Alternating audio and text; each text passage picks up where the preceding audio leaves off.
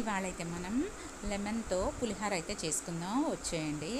ఎంతో బాగుంటుంది. ఇదైతే ప్రసాదానికి కూడా చేసుకోవచ్చు. దీనికోసం అయితే నేను ఒక గ్లాసు రైస్ తీసుకొని వాష్ చేసుకొని హాఫ్ అన్ అవర్ నానబెట్టుకొని 3 విజిల్స్ అయితే రానిచ్చుకున్నాను. అన్నం ప్లేట్లో వేసుకొని చల్లారి పెట్టుకుంటున్నాను.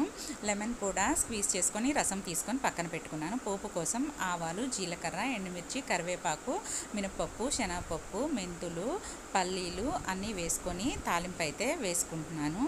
తర్వాత జీడిపప్పు, పల్లీలు కూడా యాడ్ చేసుకున్నాను. ఇందులోనే కరివేపాకు కూడా యాడ్ చేసుకున్నాను.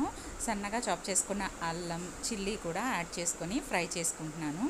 ఇవన్నీ బాగా ఫ్రై అయిన తర్వాత ఇందులో సరిపడా పసుపు, సాల్ట్ కూడా యాడ్ చేసుకొని మిక్స్ చేసుకుంటున్నాను. ఇంగువ కూడా యాడ్ చేసుకుంటున్నాను. తర్వాత స్టవ్ ఆఫ్ చేసుకొని ఈ తాలింపునైతే చల్లారి పెట్టుకుంటున్నాను.